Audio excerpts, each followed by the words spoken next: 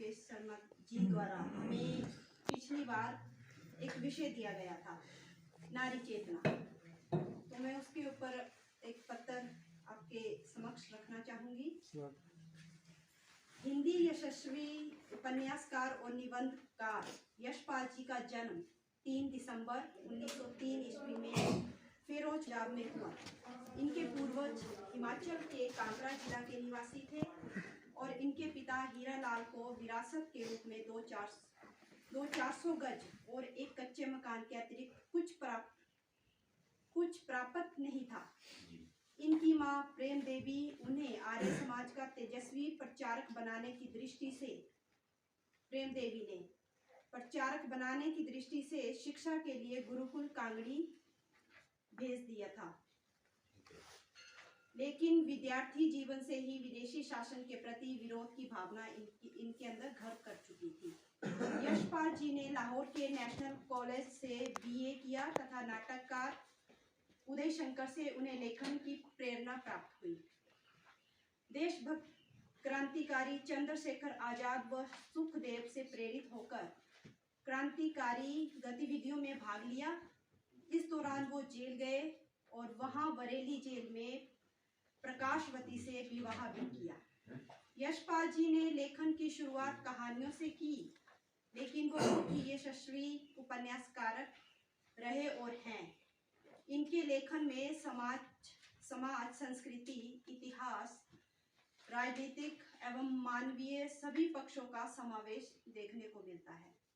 लेकिन यशपाल जी की जयंती के उपलक्ष्य पर मैं अपने उपन्यासों में नारी चेतना विषय पर बोलना चाहूंगी। मुंशी प्रेमचंद की परंपरा में यशपाल की ही केवल ऐसे उपन्यासकार के रूप में हमारे समूह प्रस्तुत हुए जिन्होंने अपने उपन्यासों में नारी चेतना को उजागर करने का प्रयास किया।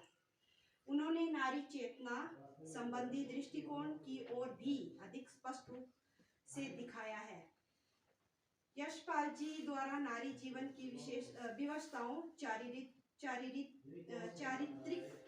भिन्नताओं और सामाजिक विसंगतियों का बहुत अच्छा इनकी लेखन में वर्णन मिलता है, यह चित्रण मिलता है। यशपाल जी नारी चरित्र के प्रति मध्ययुगीन मानसिकता से जन सामान्य को उबारने में बहुत सफल भी हुए।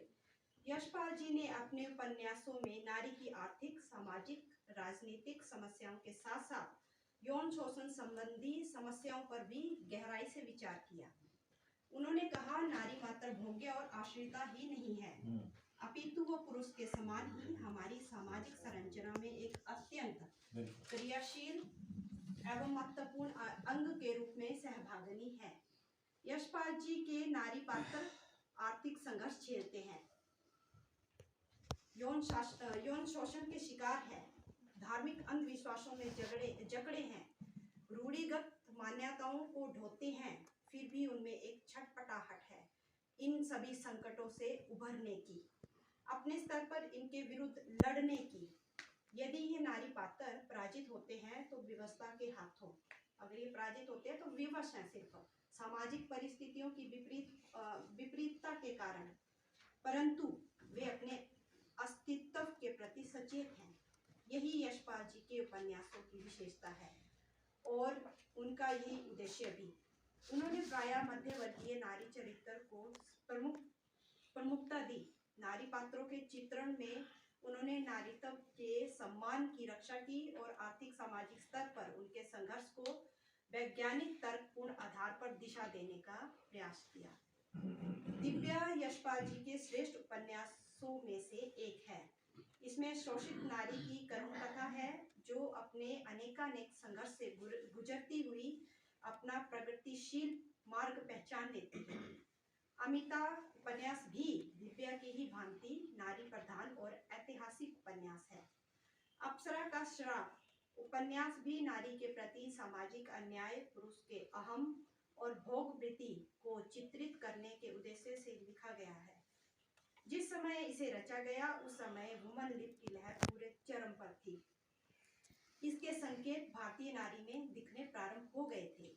उसे भी अपने अस्तित्व का ज्ञान होने लगा था। वह भी दासी के आवरण के बाहर आना चाह रही थी।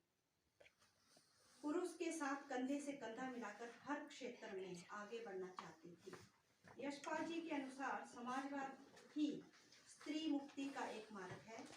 समाजवाद में स्त्री व्यक्ति विशेष की संपत्ति ना होकर उसके साथ कंधे से कंधा मिलाकर काम करने वाली